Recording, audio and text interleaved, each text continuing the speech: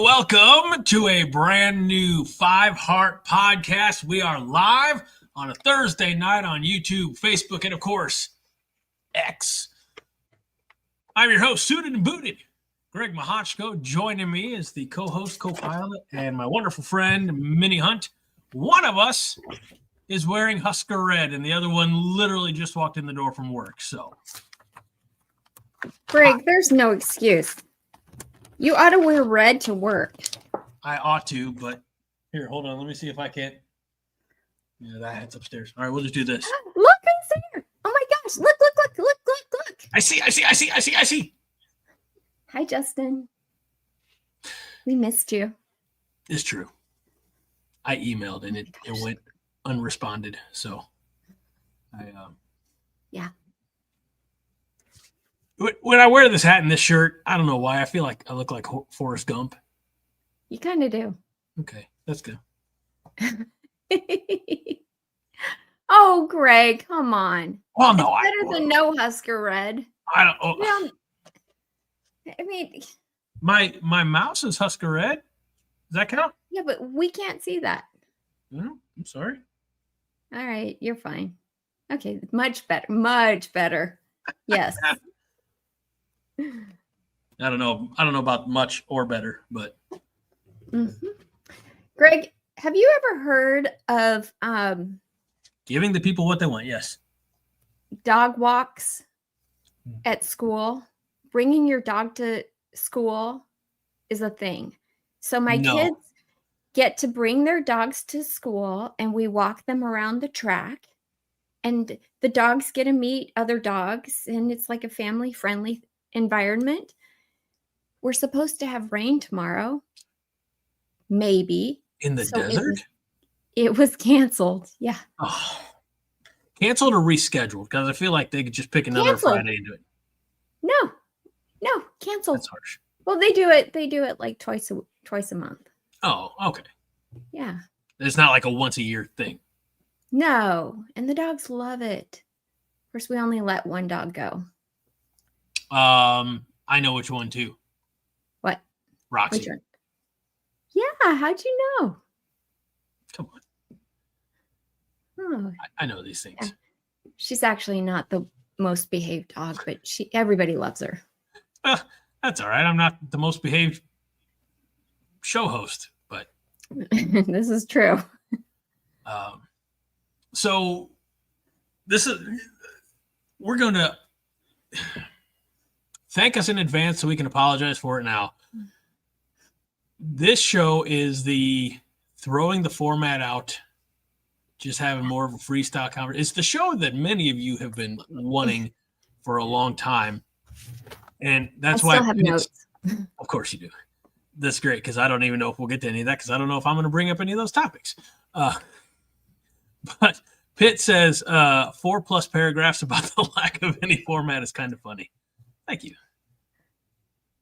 we have to get X amount of words in for the search engine optimization. So John's on us about that. So I appreciate you looking out for that, Pitt. Yeah. Okay. Other people have dogs too. Okay.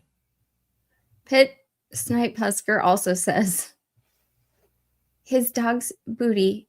How did your dog's butt freeze to the ground? I just can't. Okay. And he had to break out the hairdryer to get it loose.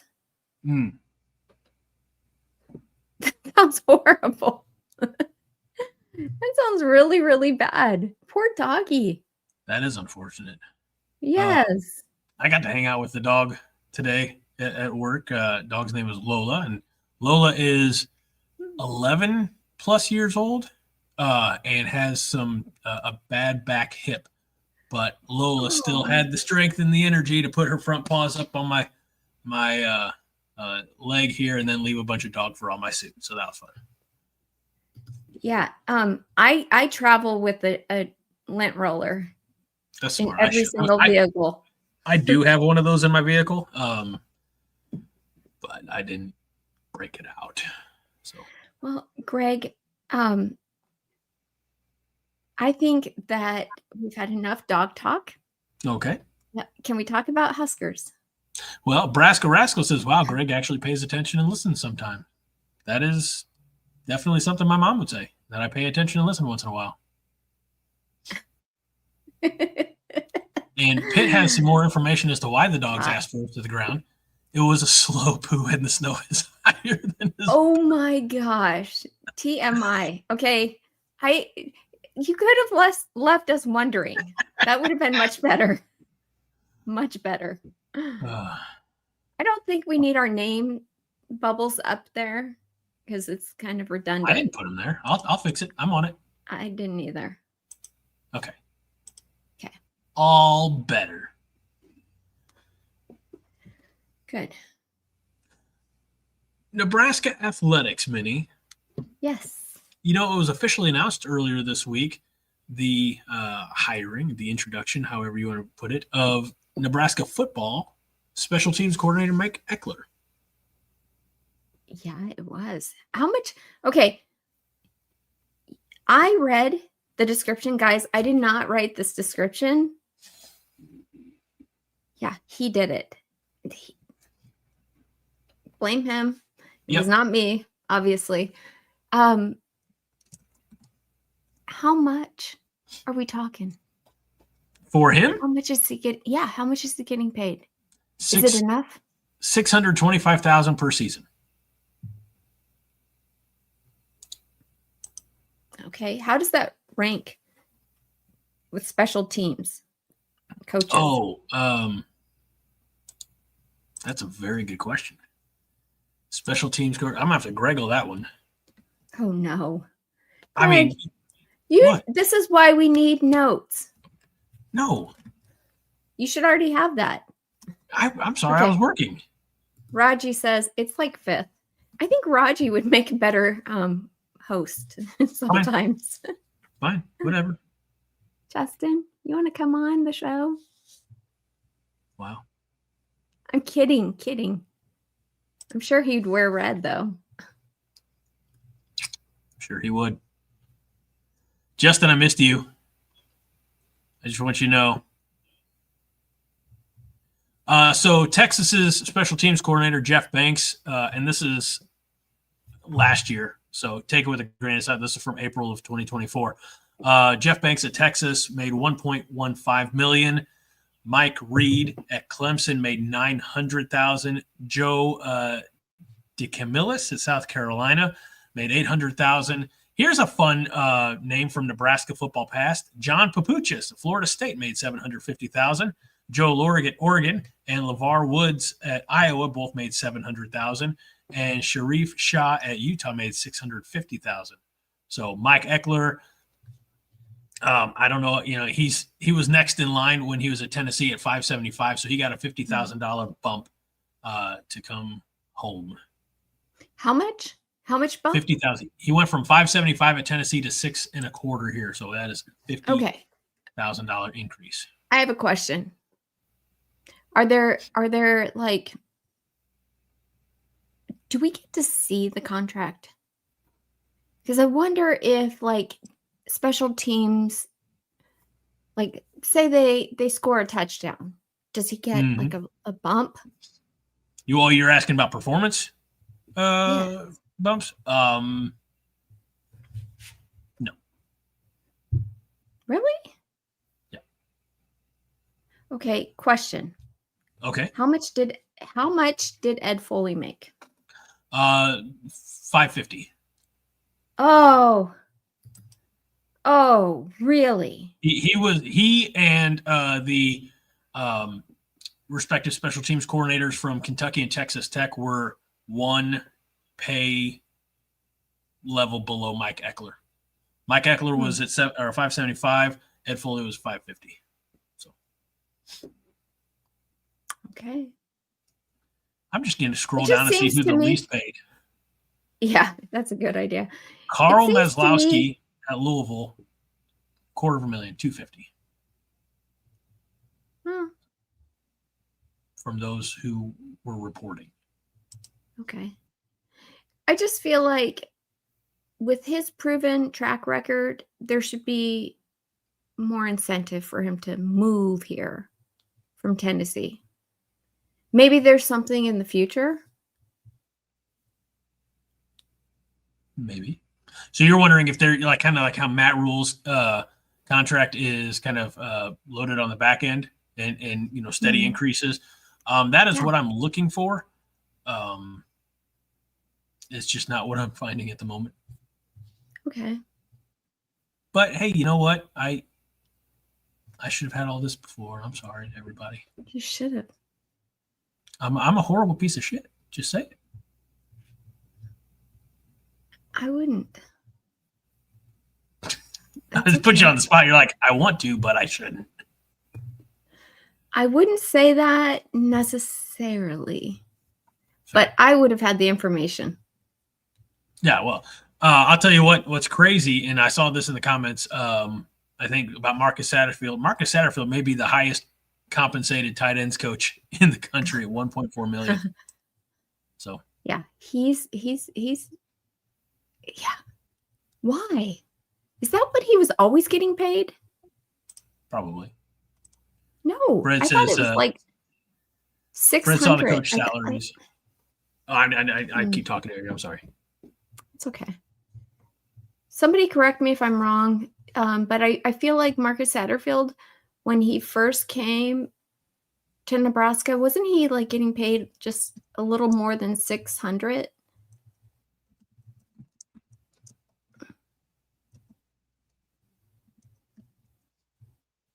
It's hard to remember. He was his first year at 2023. He was 1.4.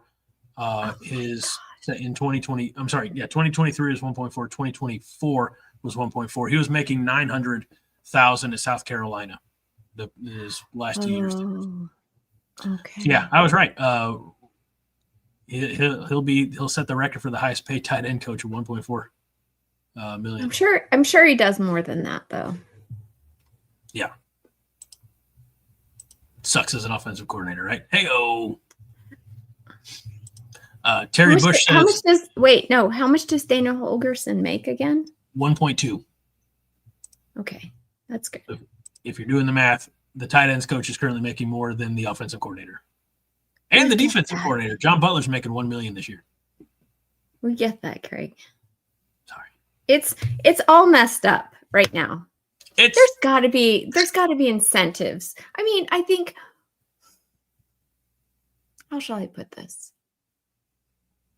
Once you make over, let's say, especially in Lincoln, once you make over $500,000 per year, I feel like every $100,000 is just like, oh, okay, that's like a nice little thank you for your service type of increase. Don't you? I don't disagree. Raji is correct with this information here that Dana Holgerson's still getting paid by Houston as well. Oh, gosh, there's so much money going around. Yeah. Oh, there we go. This is going to be a fun show. I have literally had nothing to eat all day. Oh, yeah. That's why I maintain this figure. So, we can talk about other Nebraska coaching salaries for 2025. John Butler, I said, making $1 million. Glenn Thomas making $800,000. Donovan Raiola got a bump in pay. He's up to $650,000. Addison Williams, the secondary coach, is making $625,000. As we mentioned, so is Mike Ekeler. Phil Snow making $400,000. Rob Dvorak also got a bump in pay. He's up to $450,000. Terry Braden, the defensive line coach, is at $400,000. Takeel Shorts is making $400,000. Of course, our new wide receivers coach. Phil Simpson, our outside linebackers coach, is making $350,000. EJ Barthel. $294,000. Bartell. I knew I was going to make it. No, he's the running backs coach, and he's making. That's all he's making. And Ron Brown, our fullbacks and returners coach, is making $88,000. Huh. So that's me, Fred, saving my calories for alcohol. It's a good idea. That's what Fred says. Thursdays. At least on Thursdays. Well, Fred would know. It's the opposite of like dry January. Thursdays, all I intake will be alcohol now. Oh, geez. Vince says that Sat must have some dirt on the boss. He's not worth that kind of money. Yeah, but you can't really. It would be very difficult to amend that contract for a pay decrease, you know? Mm-hmm. So I think the other option, you either make him the highest paid tight ends coach or you cut him loose. And I know everybody here is going to say, well, cut him loose. But look what he's doing with Heinrich Harburg. I think, honest to God, we would have been a 9-win team last year with Heinrich Harburg as our quarterback. So, how can you honestly say that? He had his opportunity the year before. He has all the injuries. He had all the injuries around. I know you're just like poking the bear here, but you're just be careful. A little bit. Be careful. Maybe I am poking the bear. That's fine. Yeah. No, this isn't good. You shouldn't do that. Well, it's the alcohol. It's affecting me. Already? No, that was a joke. Hold on. Since I just got home, I got to adjust my thermostat. Oh, and I can do that from my phone. Do we have to watch you do all this stuff? You don't have to. Greg Gold, you're like adjusting your thermostat. There's a lot. People are here to watch. I don't think they're actually here to watch you do this stuff. Really? I think they care. I think they care about what's going on in my life. So, okay. Fred says that Heinrich would have got us at least 2 more wins when we were in that midseason malaise where Dylan became a. I don't know what that word is. A P word. Yeah, I know. I kind of have a feeling. A passer. Yeah, he became a passer. Pitt wants to talk thermostats, Minnie. Let's talk thermostats. What kind of thermostat do you have at your house? I have no idea. And I don't want to know. I have no idea, and I don't want to know. Are you allowed to adjust the thermostat? Of course. No, I didn't know. There's that. What do you mean allowed? There's that. You see it. You'll pop up in TV shows like sitcoms and things like that, where like only dad is allowed to adjust the thermostat, and he knows when somebody else adjusts it. So. Yeah, well, there's two thermostats in the house, and one of them is basically where I stay. So I have full control of that for sure. Okay. Is it the mini wing? It's the mini wing. No, it's because I've reached a certain age where I need to control my temperature. Okay. I'm an adult and I need to have control over the temperature. By the way, I just love that Pitt says, let's talk thermostats, and then giggles. And then Justin says, I have a Honeywell. Terry has a Carrier. Chris also has a Honeywell. I have a Google Nest, but it came with the house. So that's why I was able to look and see where it was set. Because it's cold down in the basement. I don't know if you know this, but warm air rises. So that's a science fact. Why do you have basements in the Midwest then? I don't Why get it. I have basements? No, why are there? Because of the tornadoes. Is that why? Yeah, we'll go with that. Yeah. I mean, this house is built in 1956, so I'm imagining that it was, probably some type of cellar at the time. So. I grew up in a house that actually had a bomb shelter. Oh, that would be fun. We did. It was crazy. Because it was the Cold War. It was like stocked with all the cans, and it had like bunk beds. Like it was full on like military. This is why haven't we talked about fallout shelters before? I don't know. I have no idea.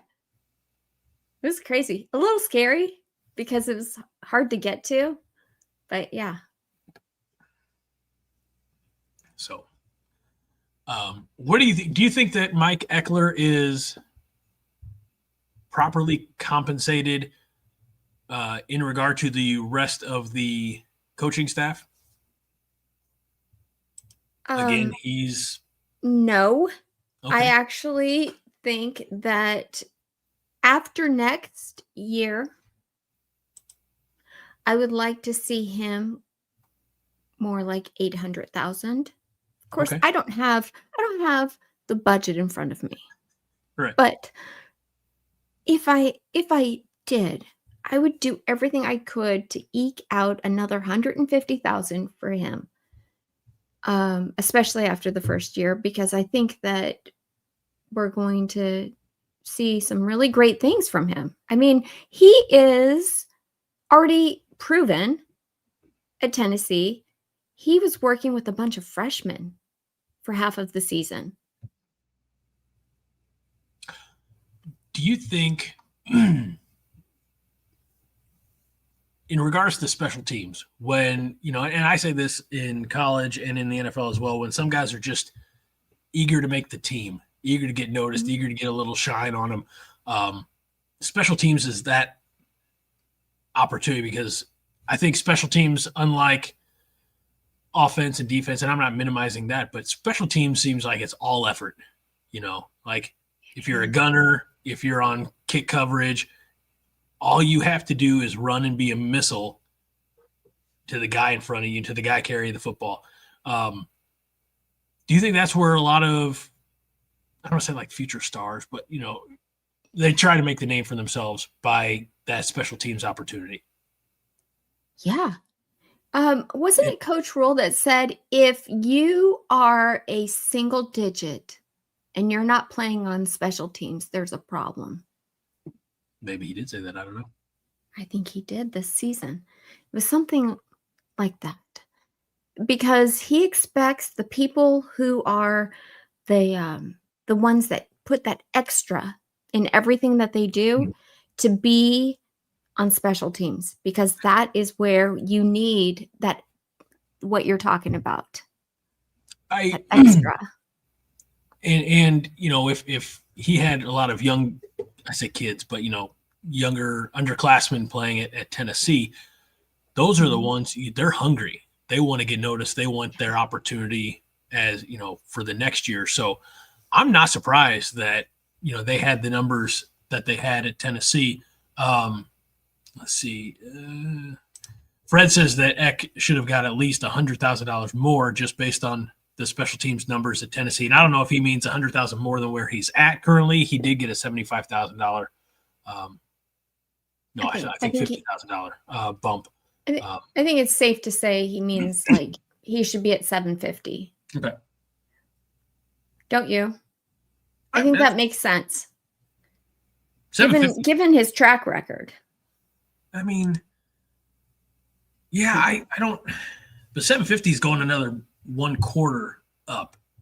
Is it? I thought it was. Yeah, he's a 625. He's a 625. 625. Okay.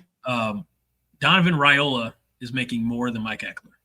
Now, Donovan Raiola, because he received a $150,000 bump, has doubled his original Nebraska salary. Good. I know you will say it's earned just on the strength of getting Dylan on campus, whatever influence that might have had. Okay. I'm never going to say that. And that has nothing to do with why he's actually there. That guy's intense. I don't know. I think, most of you guys follow, the reason you're here is because you are diehard Husker fans, just like us. Well, me mainly. The one wearing red. Yeah, the one who didn't just walk in the door at 8:57 and run downstairs and hope to God that the computer was ready to go. Okay, so listen, Greg. This is kind of like this is a secret. Oh shit. Okay. One night I was watching Sports Nightly, and they had pot roast on there. You know who pot roast is? No. I know what pot roast is. This is what I'm talking about. Terrence Knighton. Oh, okay. Coach Knighton. Okay. And he was talking about how tight of a ship the offensive line coach runs. Those guys have to tuck in their shirts. There's no, like, it's like military. And I am sitting here watching this and I'm like, oh my gosh, I can't believe that he's saying those things. So I went the next day to try and clip those comments. Mm-hmm. They deleted the show. No way. Mm-hmm. Why do you think they did that, Minnie? Because of what I'm telling you. Not that it's a bad thing. It's just sometimes you just let a little too much out of the bag. You know what I mean? So I understand that theory, but why would it be a state secret to let people know that, the offensive line, they are tucking in their shirts and because it was like, oh yeah, those guys have it. Like you have to stand up straight, like, because that's how strict, if you will. Gotcha. He runs his offensive line. Discipline. Which I kind of like. I like it. Yeah. And given the fact that we have some, like Fred says here, we have this guy coming, right? Elijah Pritchett. Now, why could that be problematic, Minnie? Let's remind the No, I don't think it's going to be. Okay. I think this is exactly what Mr. Pritchett needs, is a Donovan Raiola. Okay. So, what? Do you want to go ahead and say it? No, I'm fine. Okay, good. I'm fine. I think people know. I think some things are better left unsaid. Yeah. However, I think something should be disclosed. What? Mr. Pritchett. Okay. What? Oh, this is true. Okay. That's just ridiculous. It is the epitome, the pure definition of ridiculous. So Mike Ekeler is new in town. Everybody's happy. Everybody's getting a pay raise, or not everybody. Okay, question. Okay. What about, I have an image. Can you see it? It's the only one down there. Okay.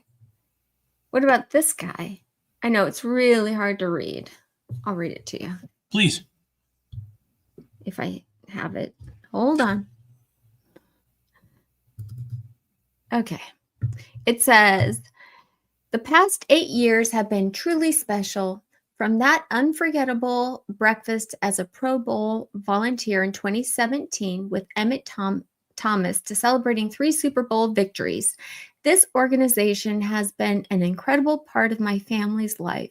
I'm deeply grateful to the Kansas City Chiefs and Coach Reid for their unwavering support. Most of all, I want to thank the amazing players I've had the honor to coach. Your dedication, hard work, and passion have made this journey unforgettable. Thank you for the incredible memories. We're excited for this next chapter in Lincoln, Nebraska. And that's Terry Braden Jr. Fred is curious as to know, not that you have the answer for this, but why is it an 80s Tampa Bay Buccaneers color scheme? There's an awful lot of orange there. I think it's supposed to be the red offsetting the yellow blending. It's a bit of a misstep, but I appreciate you paying attention. And I'll be honest with you, I prefer that uniform for Tampa Bay. I'm not a Tampa Bay Buccaneers fan. I don't have a dog in the fight, but I like that. I miss when teams stood out. Like I miss the Oakland Athletics, where, I guess they're not Oakland anymore or whatever, when they had green. I miss colorful away uniforms for like baseball. Like when you'd watch the All-Star game and the away team whether it be it National League or American League, like they weren't all wearing the same uniforms. They were all wearing their like road, and it was, bright red and green and powder blue and just an assortment. It made it fun. Moving on. Sorry. That's a fantastic statement. We're very excited to have. We are. Barry Brad this is on. So exciting. And he's going to bring, hey, you know what? It's, if nothing else, we just know that assuming the rest of his career is as successful, or even, dare I say, more successful as his first year, we have a pretty good authority that Dylan's probably going to get drafted by the Chiefs.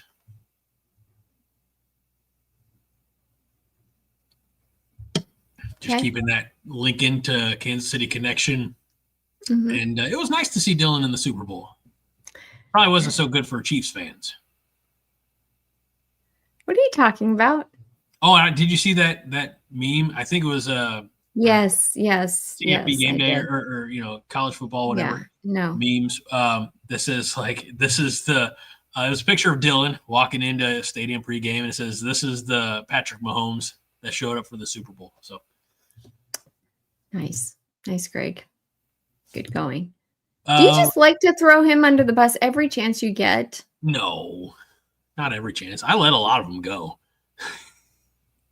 Fred says Dylan will get drafted by the Browns, and I'll laugh and laugh. I don't think so, because the Browns there will probably be other quarterbacks in the draft that can get picked before. I wouldn't wish anybody to be my worst enemy. I wouldn't wish them to be drafted by the Browns.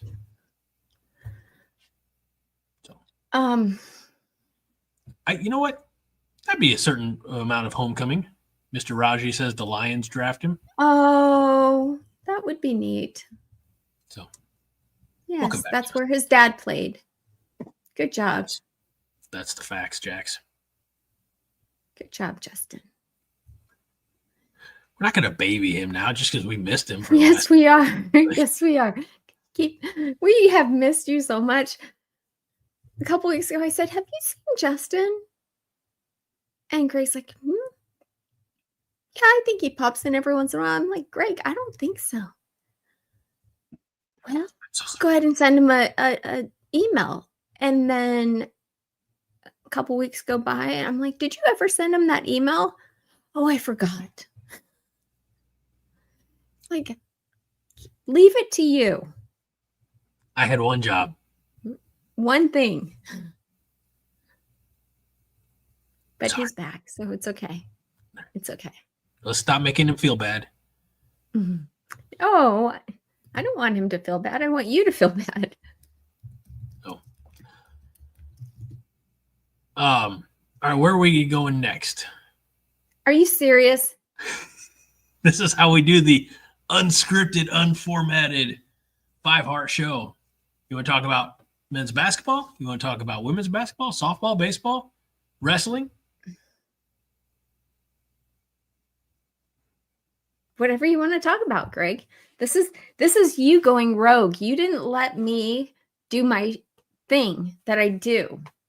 Now, in all fairness, I said, let me take care of it this week. It's fine. It's fine. I'll what? I actually thought you were a good host until now. I could have told you that. Janet Bailiff goes, "This is not a good podcast." Right, we're sorry, Janet. You know what, though? I'll say this, Janet, and I say this from the bottom of my heart. We've done over 400 of these episodes in a variety of it's true.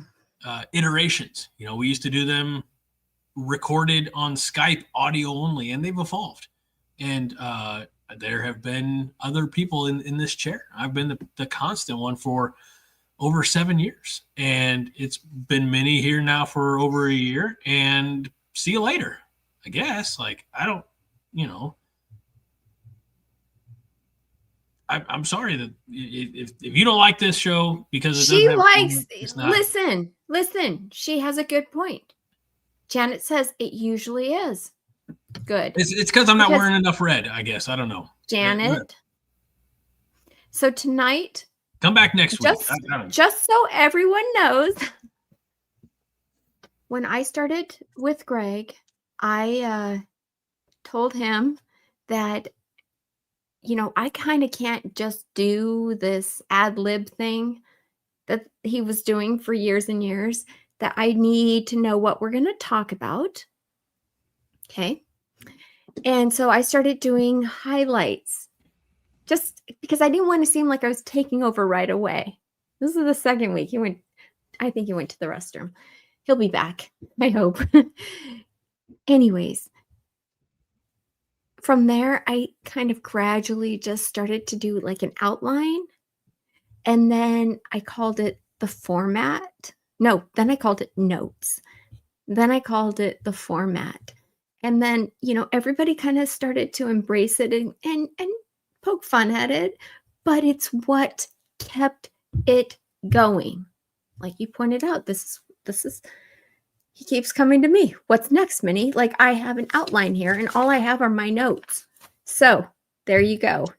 We need a format, and that's pretty simple. We need somebody doing show notes and format, and that's usually me. He said this week we're going rogue. No format, you're not allowed. So there you go.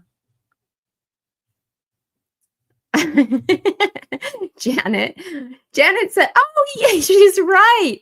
She's so right. She said he went to put on more red.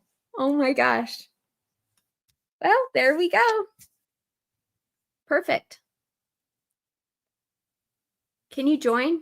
Can you come back to us, Greg?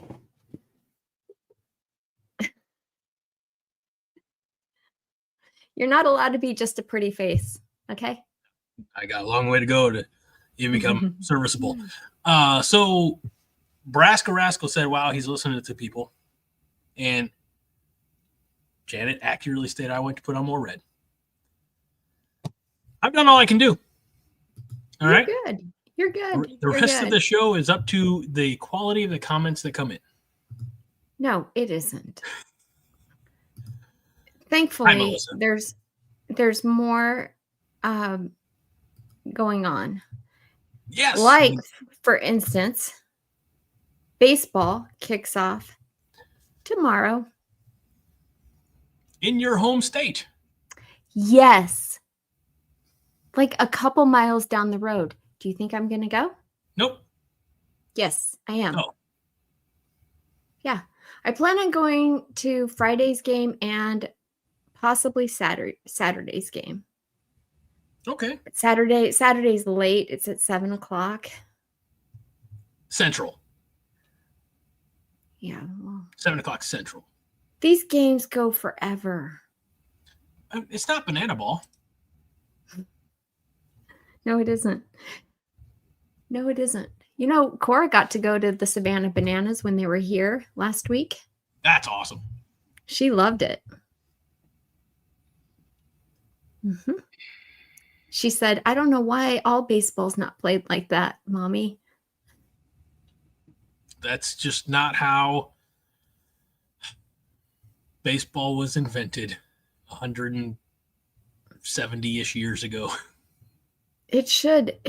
I think from the sounds of it, it would make it 100 times better. I don't know.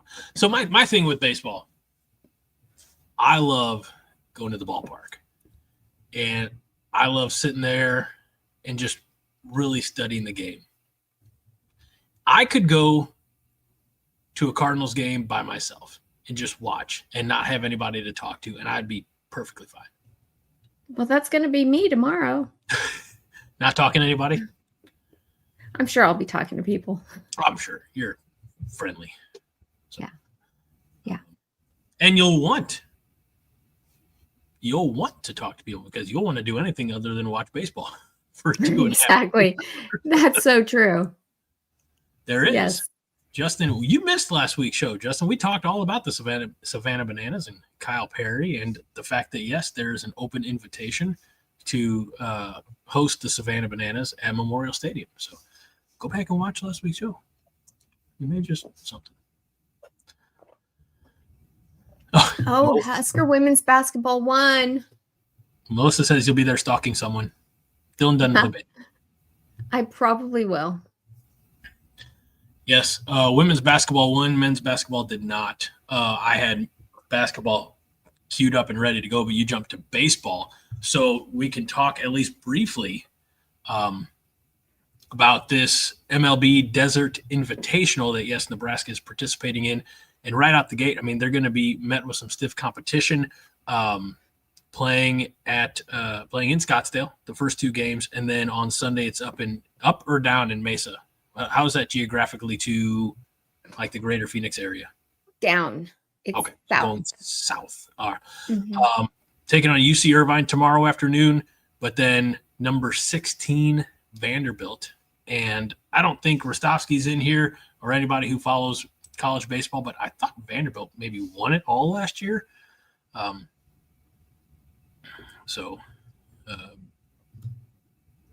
I think I have Rostovsky coming on Monday.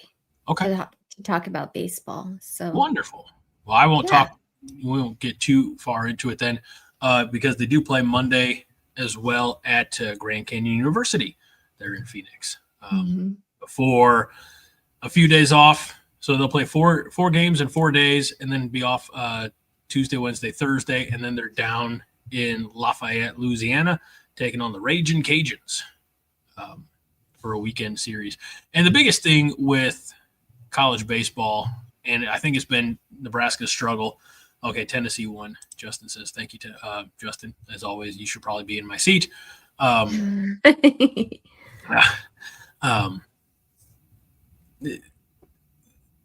It's all about setting the rotation, making sure you have the right arms. And, we've talked, and I'll talk again on Monday, I'm sure, about those midweek games. Kind of always have your weekend rotation, especially when you get into conference play, because obviously those are games that matter. But, we'll see Creighton a couple times this year. So we want to make sure that we have the good arms for those games. So Nebraska says that baseball is going to Frisco February 28th through March 2nd in the Frisco Baseball Classic. And that is, in Frisco, Texas, playing Sam Houston, LSU, and Kansas State. That's right. You know what? Braska Rascal lives in Texas. I wonder if he's going. You know who else is going, though? Todd. He's going to watch that. Yeah, he's planning on going and watching the game against LSU in Texas. The Saturday game. Very nice. Yeah. So that's baseball.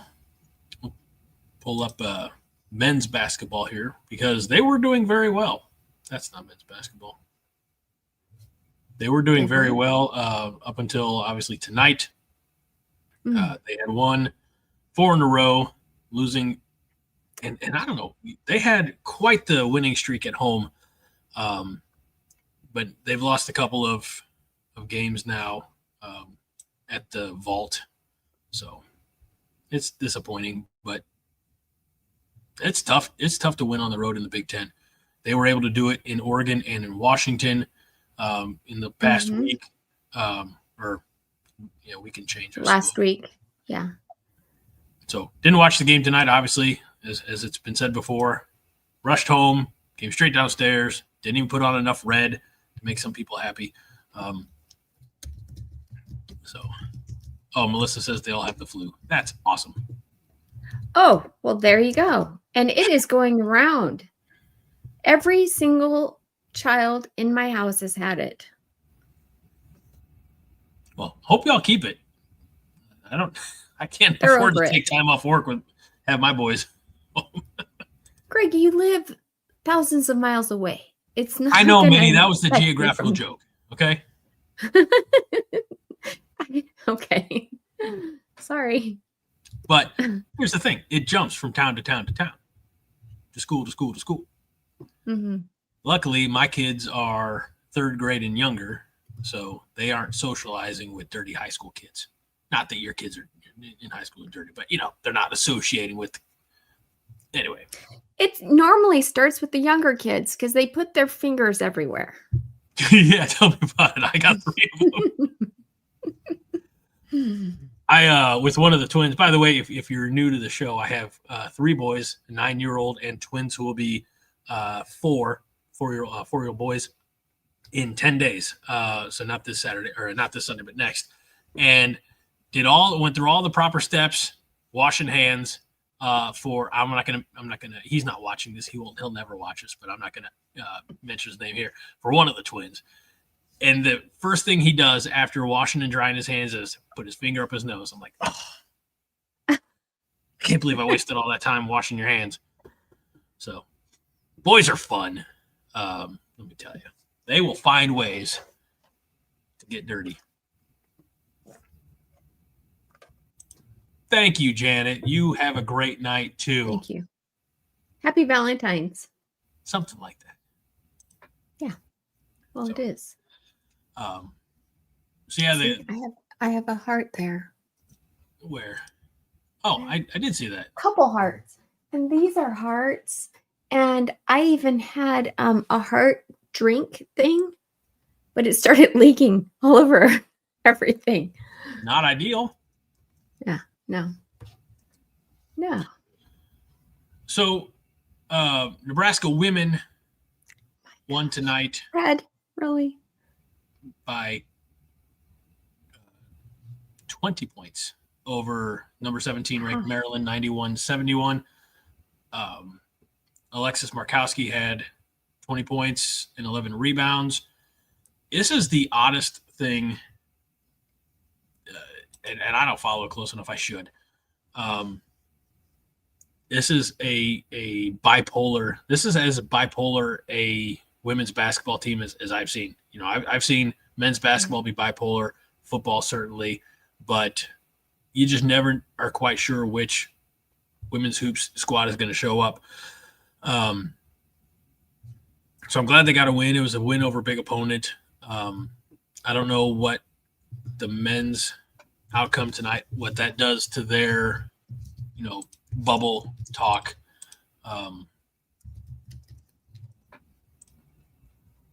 Yeah. So. We have quite a few more games left, don't we? Right. So yeah, men lost 83-75 tonight to the number 25 Terrapins. So they have 6 more regular season games before the tournament starts on Wednesday. See if I can get you a conference standing. Big Ten men's basketball standings. Da-da-da-da-da-da.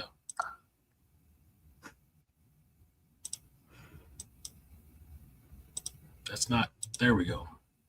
So, yeah, they're kind of smack dab in the middle. The good news is when you look at who they have left on the schedule, Northwestern, Penn State, those two are at the 2 of the 3 worst teams.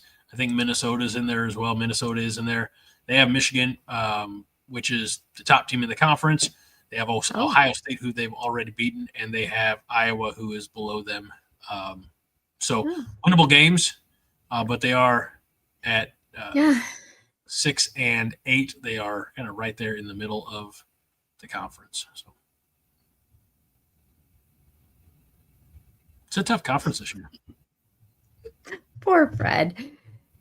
Okay, just so you know, Fred is up to his usual tricks. He says Minnie has a heart on, which I don't. I was going to wear a heart necklace, but I decided no jewelry.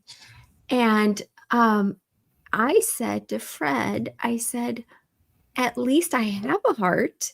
And then Fred says, I do too. It's just black and jaded. I know the feeling. Mine often feels that way on Saturdays, but no more. Pitt with the only reasonable and accurate comment in this exchange says, I got 5 hearts. Thank you, Pitt. Thank you for being on brand with what we're doing here on the 5 heart. So why, Greg, for those, because I feel like it doesn't get mentioned enough, the reason this is called 5 heart. Okay. Great question. I'm going to begin this explanation with Stanley. Do you know who Stanley was? No. He's not Dylan Reihel's great uncle or anything, so I believe it. Stanley was one of the, I guess, founders, one of the main names in Marvel Comics, like who created Fantastic Four, Spider-Man, Stanley, also Steve Ditko, others, Jack King Kirby. Anyway, Stanley always said that every comic book is somebody's first comic book. So so you always have to give a little explanation of like, how did Peter Parker get these spider powers?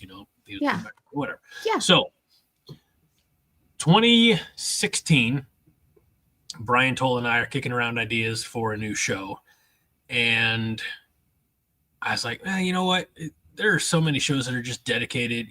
They have, I don't know, whether Big Red this or our friends, of course, the Big Red Cobcast. I just wanted to do something that incorporated our love of the not so much the 5-star kids, the 4-star kids, but the 5-heart kids. The kids who are all effort, all energy. They're kind of coming out of high school unheralded, but you just know, kind of like we talked about at the top of the show, the special teams type of kid, the gunners, the kids who are all effort, all heart. They leave it all out on the field, which is why, as you know, the early audio, the early intro had like Brandon Rigoni talking about what is heart. Heart is, making a key block and watching your. I love that. Whatever, flying down the field on a return, that type of thing. So that's why it was the 5 heart. It was to emphasize the importance of the less heralded individuals. So, Greg. And then I spent 3 years shitting on Brody Belt. So, do you think because of the way that college football has changed with NIL and transfer portals and revenue sharing now, and this reduction in rosters, that now we have almost to do away with those 5 hearts? Brett asked the same question. Ooh. So serious question. In today's shitty era of NIL and the portal, are there many 5-heart players even left? I know that's the big concern, is that transfer portal, NIL, and the I did not read that comment beforehand. And the roster, caps, the roster limits. The concern is that they're going to hurt the walk-on programs, not just at Nebraska, but the cream rises to the top, and the talented players. There are going to be some coaches who you may walk onto campus with 4 stars behind your name and get beat out because your attitude's not right, or so I think there will always be. Let me stop you right there, because Rule actually said in his very last press conference, what was it, like 8 or 9 days ago, that one of the guys that we were trying to get on an offensive line that we thought that we should get, they didn't want because it just wasn't a right fit in the locker room because of that attitude. He said, I can handle a lot of things from a player, but one of the things I cannot handle, the only thing I can't handle, is not being grateful. Yep. And I love that he said that. It needs to be said, and honestly, it needs to be said by more coaches. I think there are going to be some coaches who, and maybe this is not what Nebraska fans want to hear, but some coaches will sell off the the goodwill of the locker room, the team chemistry for those types of players. They'll whatever it takes to win. And I'm not saying that Matt Rule doesn't want to win. I know he does. That's why I'm a Matt Rule guy. But I think that you're going to find some coaches out there who will bring on some more of those. I hate to use the word toxic, but I don't know how else to describe them. Toxic attitudes for the sake of elevating their program. And honestly, I'm okay if Matt Rule's not that guy. I am too. Okay, so after that comment, Fred also says, "Oh, hell yeah, Zach." Or Pitt says to Fred, "Oh, hell yeah, Zach. They're going to be rising out of the JUCO like Kool-Aid to chunk." I don't know what that means. But in that same press conference, Greg? Mm-hmm. Here? Mm-hmm. In that same press conference, Roll was talking about how Deshaun Singleton now gets that extra time because he started off in JUCO, and how awesome that is, not just for us, but for him, because before last season, he hasn't had like a full year playing and practicing because he's been injured. Mm-hmm. So can you imagine what he's going to be like next season? Probably a doctor for all this time in school. I hope so. I absolutely hope so. But more importantly, right now for us, it's getting him on the field and getting him a whole season injury-free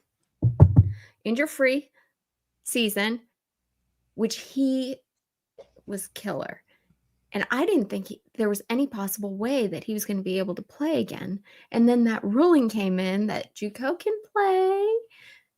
The 2 years doesn't count. Right. And so now he's like, okay, yeah, I'll come back. So he gets spring practices. He gets the fall camp. And now we get to see him next season. So exciting. Our friend Stephen Fromm says Nebraska football is the only Nebraska sporting event that hasn't beaten a ranked opponent in like 10 years. That has to be a record. Let's get some 5-hard effort. I agree. I'm all about some 5-hard effort. When you pair 5-hard effort with the talent that we are told, and I don't say that dismissively or judgmentally, if there's any bad, I don't say bad development, but bad ranking or whatever. When you pair 5-hard effort with the talent that we're being told is on this Nebraska team, sky's the limit, honestly. Not just the talent, but wasn't it you that said when you have talent, you have to have the coaches that can produce, mold, develop. Yes, develop. Form. Yeah. I mean, I don't think it was me. And now we have smart, so I'll take credit for it. I think it was a couple few weeks ago.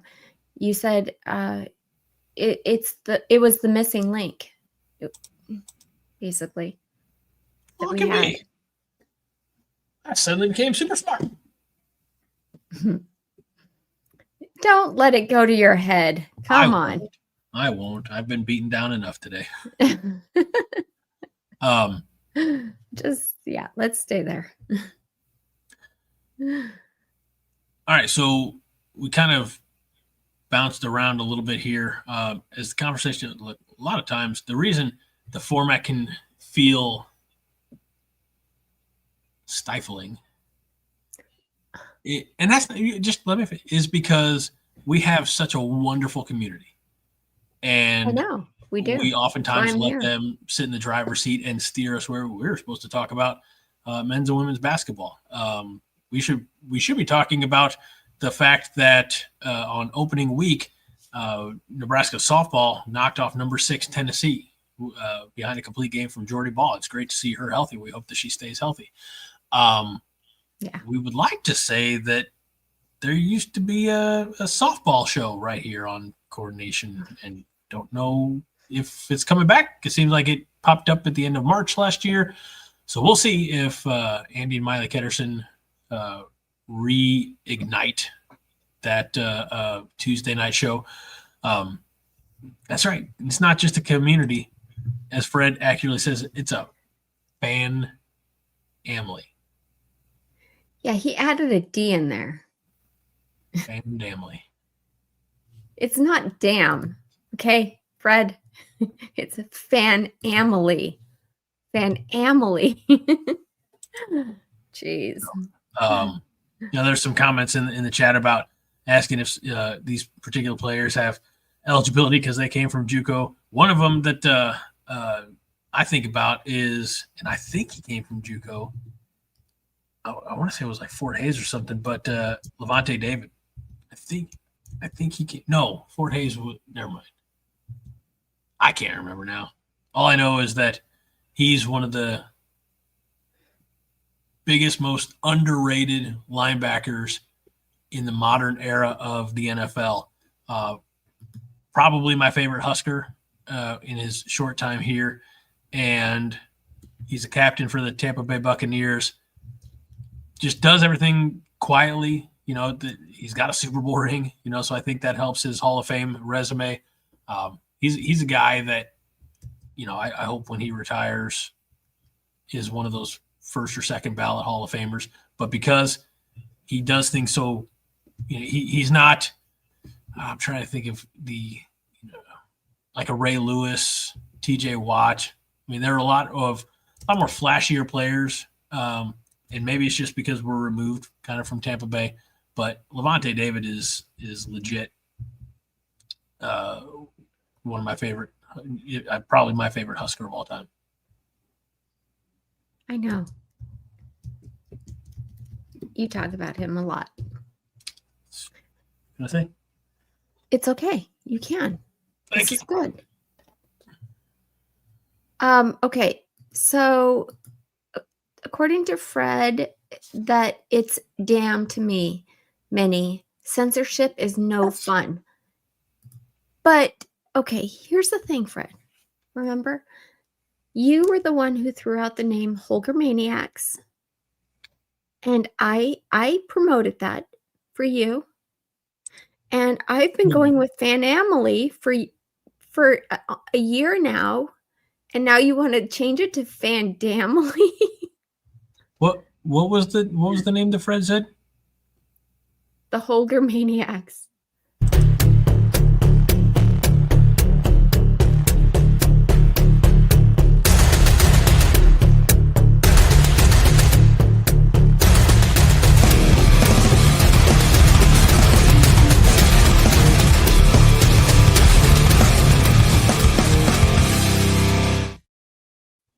I love it.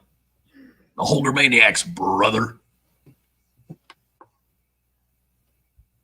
Okay. So, Fort Scott Junior College. Thank you, Husker Bob. All hail, Husker Bob. Okay. So let's get Levante David back. He's got to have some eligibility. So, going the JUCO route. I knew Fort Hays. Do you think the NCAA actually has like I wonder if they have a rule as to the age limit. They must. I think if you've played a decade in the NFL, you probably don't get to come back to the NCAA and I'm just curious. Throw around a bunch of 20-year-olds. There's so many rules. I'm curious as to what's the age limit. There has to be an age limit. You see. Maybe we should get an attorney on here, like there's got to be like sports attorneys that know the laws. But they change them all the time. Yeah. So I think of like Damian Jackson. Damian Jackson played for Nebraska after, let's see, after spending 4 years as a Navy SEAL. So, and he played 1 year at Buffalo after Nebraska. So,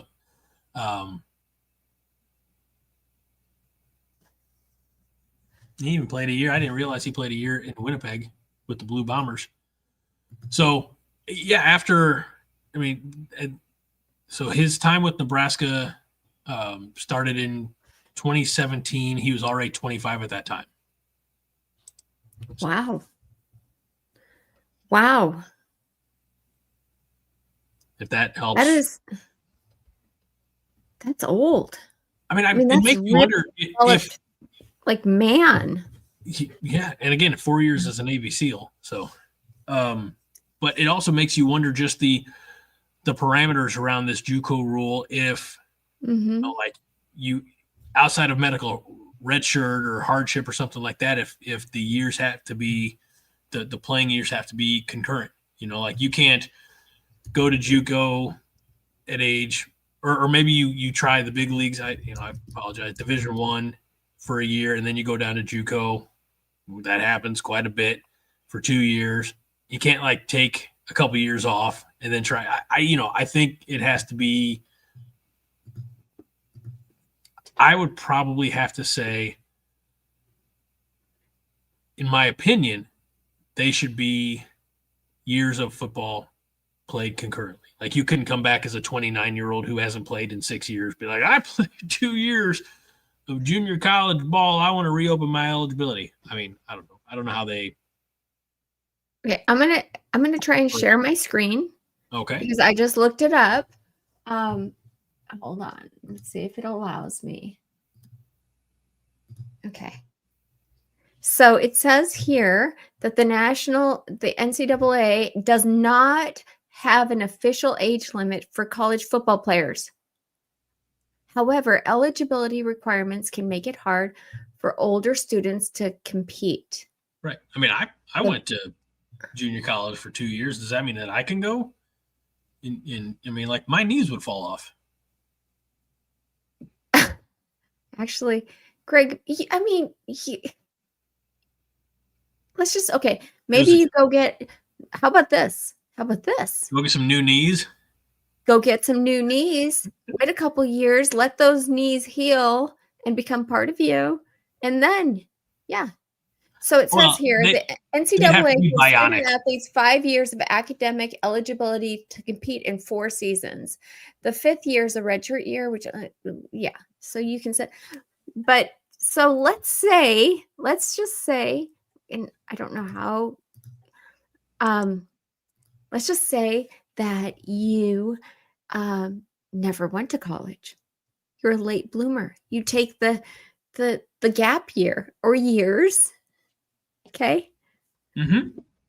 And you go to college. Let's say you start when you're like 23, 24. And then you have 5 years. Okay. I mean, according to these rules, that would work. I refuse to accept this label of being called ageist. Pitt. I don't like it.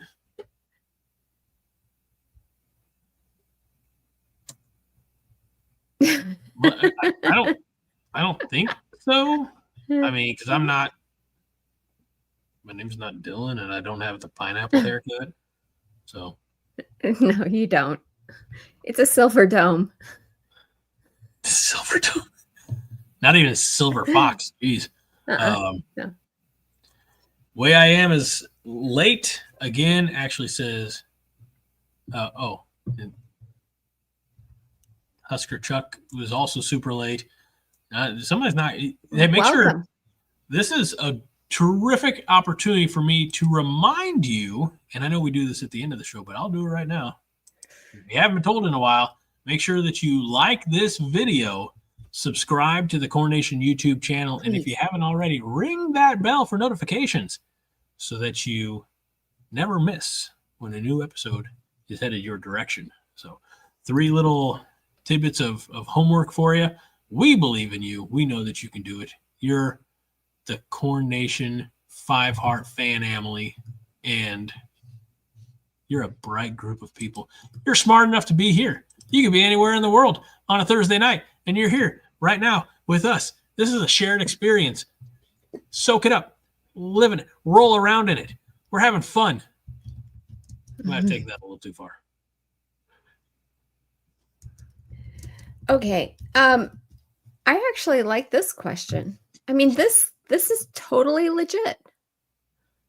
Pit Snipe Husker says, why can't I serve 20 years in the Navy, then go to college and play football? So you go to college with the what is it? The GI Bill, right?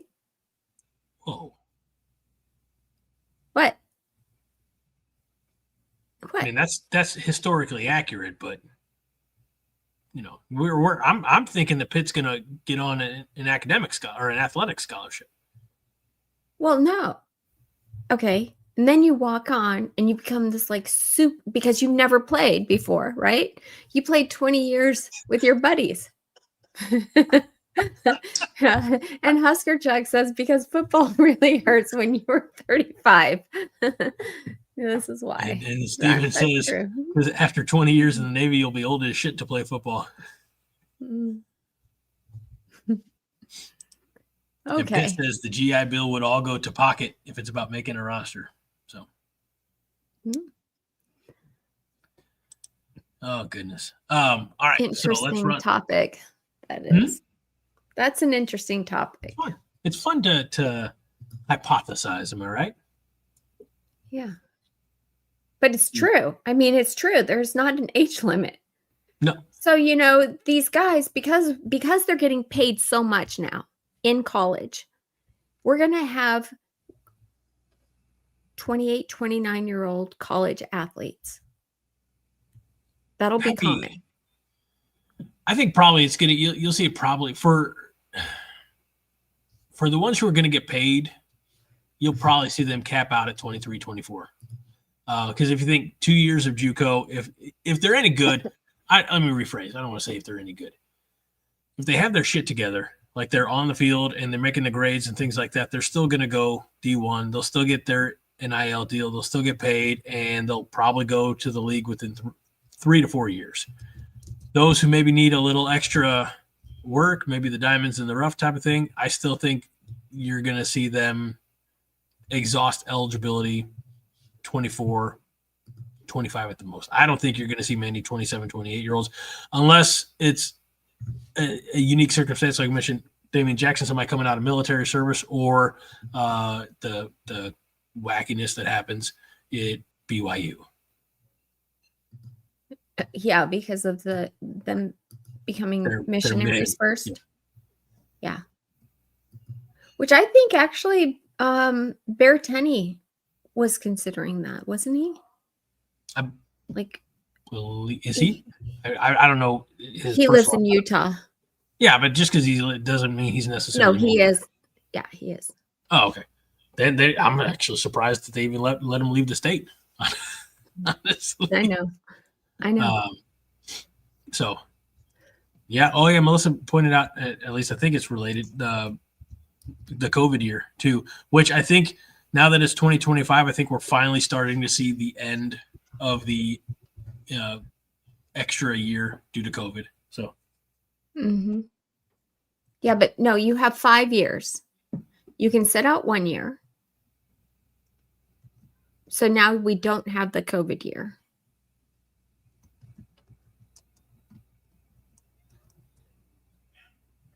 No, I mean, well, someone who was an incoming freshman in 2020, yes, this could still be like their COVID year in 2025, right? I mean, you're right. You are right. Yes, because those rules came about. Let's see, the NCAA. I mean, it was spring of 2020, right? So I think we do have. I think we should have at least 1 more year of COVID, that extra 6th year COVID player. I do think that maybe that's gotten out of hand personally. Like if you Yeah. were, Oh, yeah. I mean, I just say if you were if you were still in high school in, I say this time, but March of 2020, and you graduated in March of 2020 and you went off to whatever school, like you're not, again, unless you're, I'll make you happy, a Dylan Riley, unless you're like a year one, day one starter, you're not necessarily missing a lot. The juniors and seniors, yeah, I could see that. But if you were still in high school in graduated class of 2020, I don't necessarily think you need the COVID year, personally. Okay. The problem with that way of thinking, Greg, is that then you're going to leave it up to the NCAA and they just like deny everybody. So you can't do that. Okay. Then Ask for a waiver. I mean, come on. Just say if you graduated high school in 2020, if you were not on campus at the outbreak of the pandemic, you don't qualify for the COVID year. I mean, that's so technical. What if, say, you had COVID? I've had COVID. I'm still here. And you couldn't play football. Sorry. And it gave you asthma for a year. I don't know. I'm just saying, like, there's always those special cases.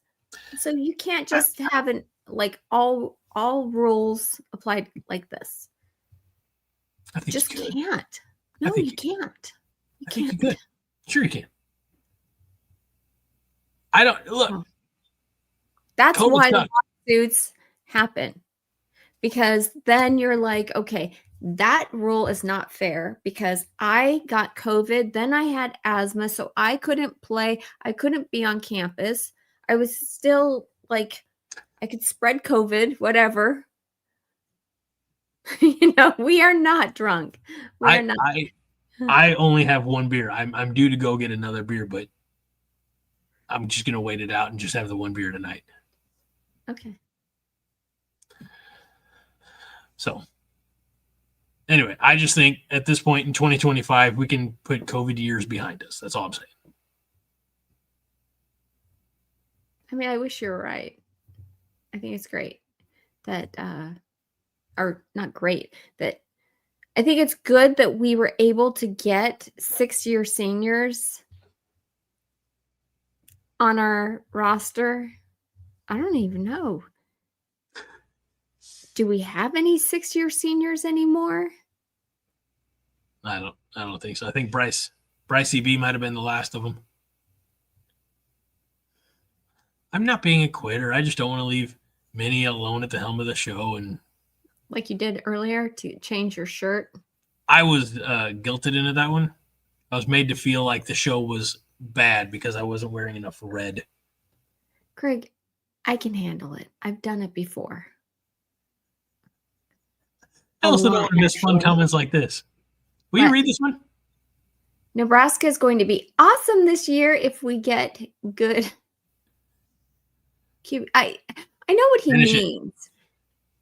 If we get good QB play, because he's expecting our quarterback to take a huge jump because he's not a freshman anymore. And he has an amazing offensive line coming. That's what he means. That's right. Fred says, way I am, I agree. That's the missing ingredient. But you knew that was coming. Yeah, I did. Yes, Husker Chuck, we did. And this is not to needle you for being late, but we totally did that before you got here. So, yeah. I'm going to the game tomorrow, Husker Chuck. So,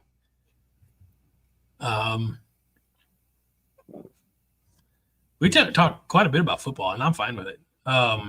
We covered men's and women's basketball. That's all I want to talk about, to be baseball. honest. We mentioned softball. Anything else? You actually had notes. Anything in your notes that you wanted to cover that we didn't discuss? No.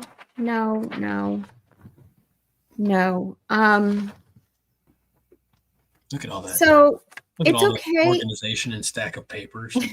I'm sure like, I'm out of beer. Great, go get a beer. Do we have that much show left that I need another beer? No. So should I go get a beer or not? I'm confused. I don't know. I feel bad that you have an empty can next to you, but I don't have any beverage. I didn't bring my water down. I have an empty can oh of beer. my goodness. You don't even have a water. I don't even have. All right. Go. And I can handle this for the time being. Okay? Okay. We'll see you soon. Guys, I want to know, I'm going to show you this. What games are you planning on going to? Okay? Because we now know that the spring game is not really going to take place. I mean, it'll be something, but it's not going to be like televised, and it probably isn't going to be like showcasing all of our best talent. So, what games are we planning on going to? Because I'm trying to figure out what games I need to go to. Okay, so Way I Am Star, he says he's going to Cincinnati. That game in Kansas City is the first game, and I mean, it just sounds amazing. I've never been to that stadium. It would be neat just to go, and it sounds like it's going to feel like, because it's so close, like a home game. So Justin, you're going to Cincinnati too? Nice. Never mind me. I actually kind of agree for the most part that he says, I'm not going to any games. I love watching from the comfort of my recliner in an air-controlled space. It's fun because you can also, television, the way that you get all these views, it's pretty awesome. But you don't get to see the whole field. That's the only thing I don't like about not going to games, is that if you're just watching it on television, you don't get to see the whole field. So you don't get to see everything kind of unravel. I think, Husker Chuck is going to Michigan if he can get tickets. So that is like the week before my birthday, I want to say. Just FYI, everybody. 9/20. Is that your way of saying we need a collection? This is my way of saying, just reminding you, Greg. Yeah, we got time. Not too I know much when your birthday is. No, you don't. I do. I do. Yeah. Do I need to say it? Do I need to say your whole date of birth? No, but here's the thing, Greg. It's at the end of September. Correctly, I threw a birthday show for you. You did. And for Jason Reeves. Because you guys have the same birthday. It's true, we do. Mm-hmm. The most specialist of people are born on July 5th. That's what my mom says. Is that what your mom tells you? No. Are you planning on going to any games, Greg? I will be in Kansas City on 8/30. Okay. I'll be there at Arrowhead to watch Nebraska beat Cincinnati. That'll be fun. It'll be fun. And then looking the rest of the schedule over, there's nothing else that realistically is feasible. So. Okay. Well, a lot of people are considering going to the Michigan game. That'd be an interesting game. Mm-hmm. It will. I also think USC is going to be a good ticket in Lincoln. Yeah. I think we've talked about this in the past. Penn State, just kind of bookmark that for a primetime game, probably with one of their famous whiteouts. And, of course, Iowa being Iowa. Yeah. Well, UCLA is actually really close, so I'm hoping I can go to that game. And yeah, Nebraska Rascal. I'm going to try to go to the Cincinnati game and the UCLA game. You guys, I try to go to every game. So we'll see. We'll see. You know, the kids, they have soccer, stuff. But definitely, I'll let you know. I'm looking forward to it. That's all I know.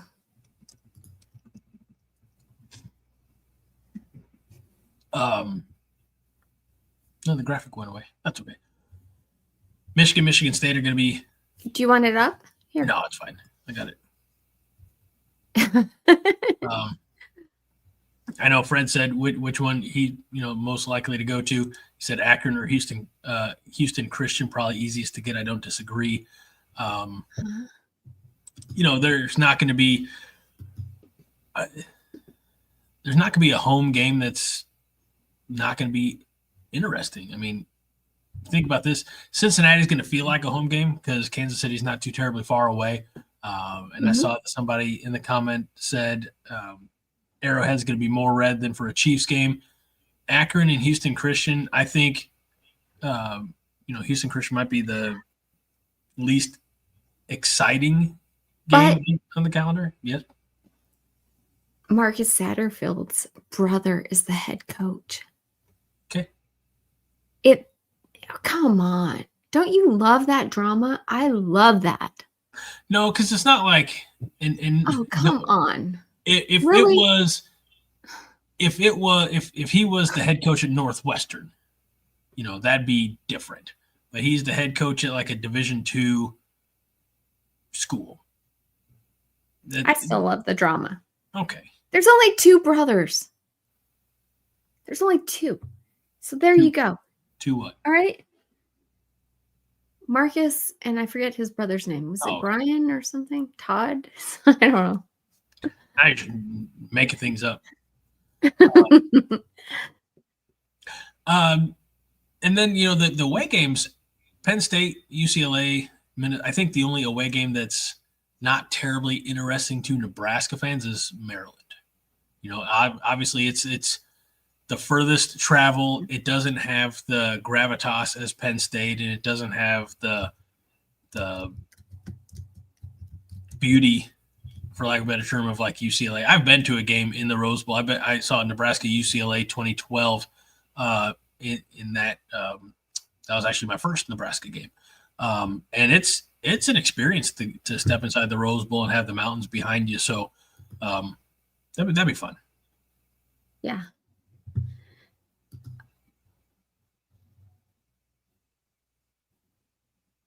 Okay. Well, can I take the graphic down now? Yes, I'm sorry. I got it. Sorry, I got it. No, I got it.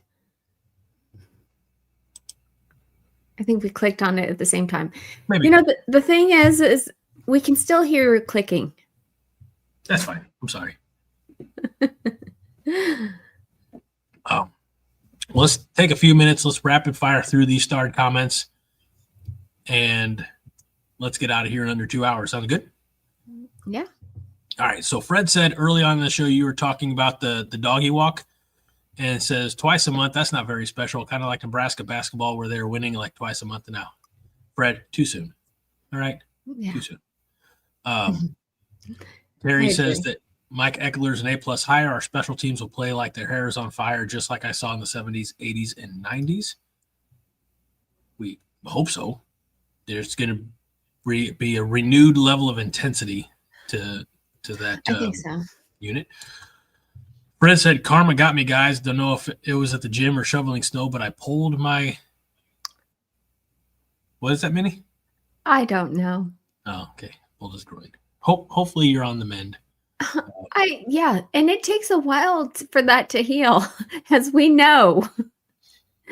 It takes a long time for that particular muscle to heal. Don't go trying to kick any field goals anytime soon.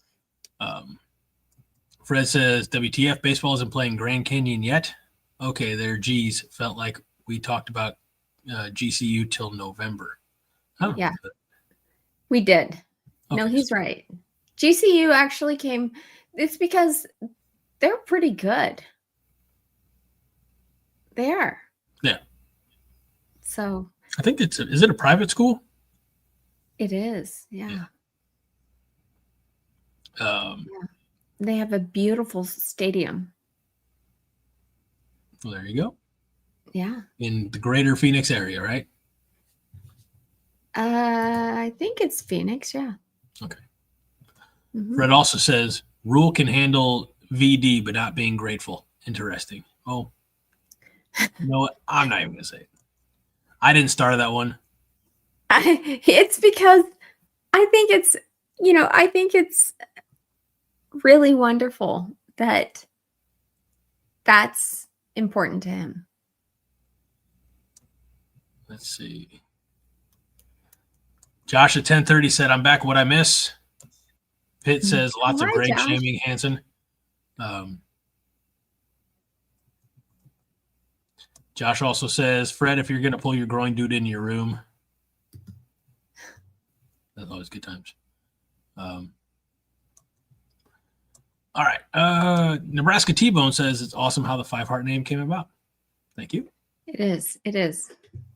I think we ought to figure out some way to incorporate it into the intro. I don't know how, but I don't know how either.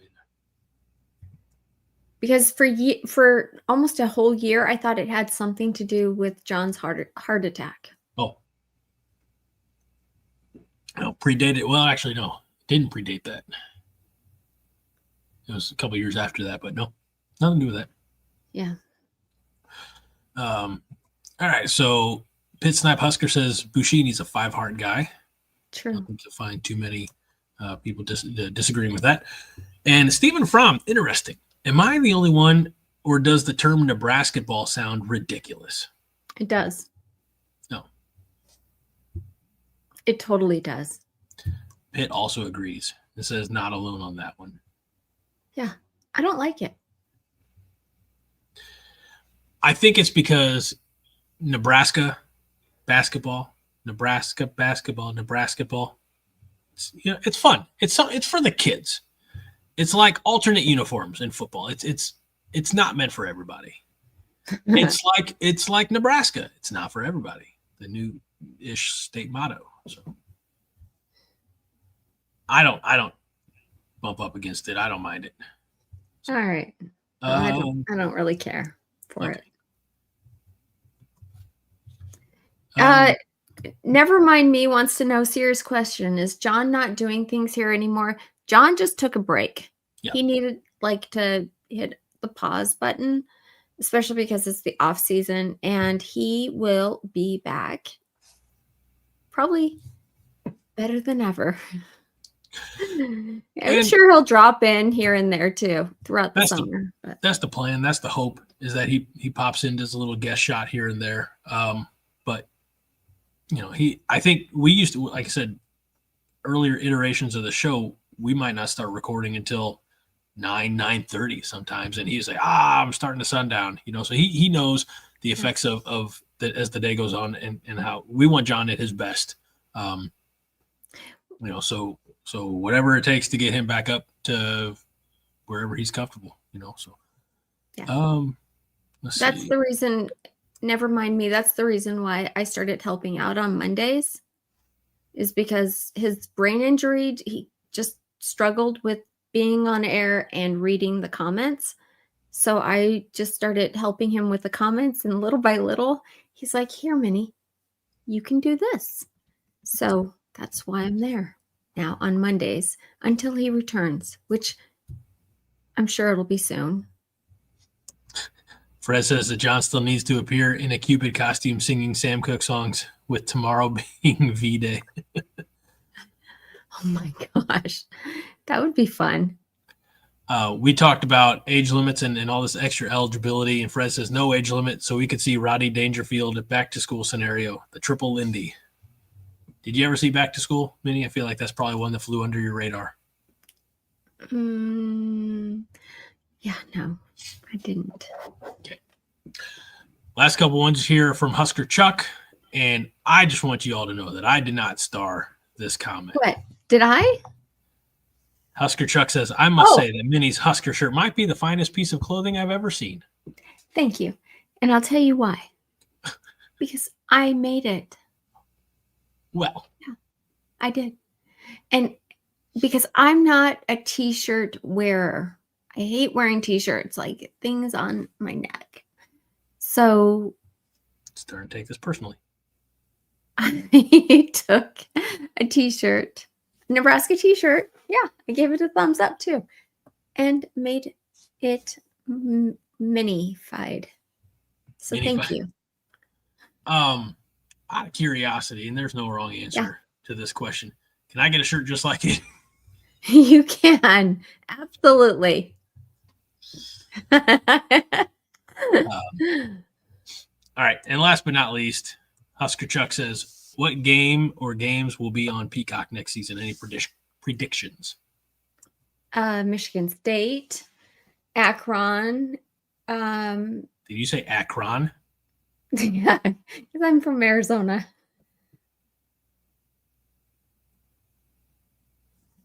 What do you think?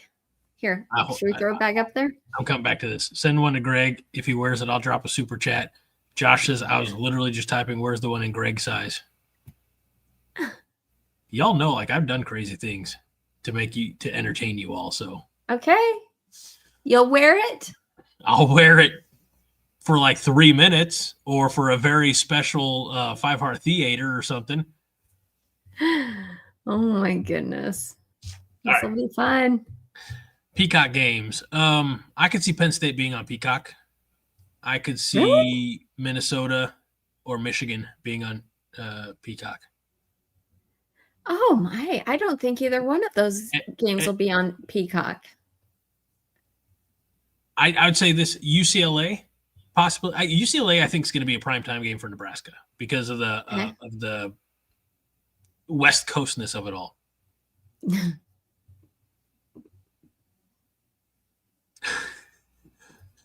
Stephen Fromm's asking for trouble. Put Greg wearing that shirt into the intro.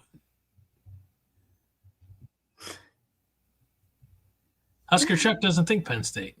Yeah, me either. Okay. I mean, I'm just guessing. Yeah, me either. I don't know what criteria they use to pull games onto that streaming service. Because I think the streaming service, whether it's Amazon Prime or Peacock or whatever, Paramount Plus, I think maybe with CBS, their deal, I think they want games that people will have to subscribe to see. It's not terribly different from the old Big 12 days where like a lot of Nebraska games were on pay-per-view. I don't know if you remember that, Minnie. Probably not if you've only been a fan for like 8 or 9 years. I've heard stories.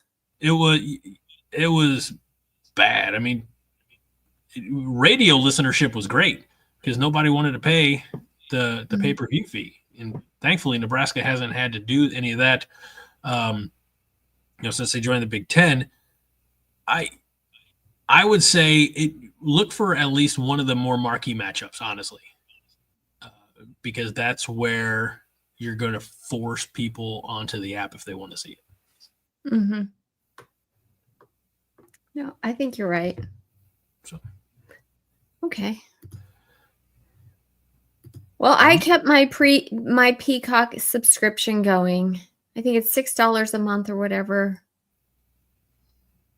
And you can watch wonderful television shows on there. And we watch a lot of kids movies on Peacock here with the boys. So it's worth it. It's a good time. So, all right. Anything else, Minnie? Did we officially conclude all of the topics that we didn't really have? Because an hour and 40 minutes without any topics. Good job. Excellent. Well, that will do it, everyone, for another exciting episode, edition, etc. of the Five Heart Podcast. We truly appreciate all of you joining us here for the last, can you believe it, 101 minutes. You could be anywhere in the world. You could be doing anything. You could be using any other form of entertainment, all types of movies, shows, etc. that are out there, but you chose to spend it with us, and I am forever grateful for your participation, I don't want to say attendance because they're not like checking off the roll call, but just you being here, being part of this community that we have built here at Coronation. Truly grateful. The fan family. So make sure again that you like this video, subscribe to the Coronation YouTube channel, and hit that like. You'll be reminded again in the outro that someone so awesomely created to snazzy up the show a little bit. So for the executive producer of the show and co-host, format maker. Not tonight. David Matney, living in Omaha, David Matney, the official realtor of the Five Heart Podcast, really would have liked tonight's show. I don't know where he's been, but we hope that he's doing well. All the Matneys. Yeah, Fred, there's an outro. All you got to do is not exit the screen quite so fast. So for all of us at Coronation, Minnie Hunt, Greg Mahachko, this is the Five Heart Podcast, and we remind you each and every week that Five Heart is all the heart you need. Minnie? And go big red. Happy Valentine's Day. That too. Red's a Valentine's color. Why not?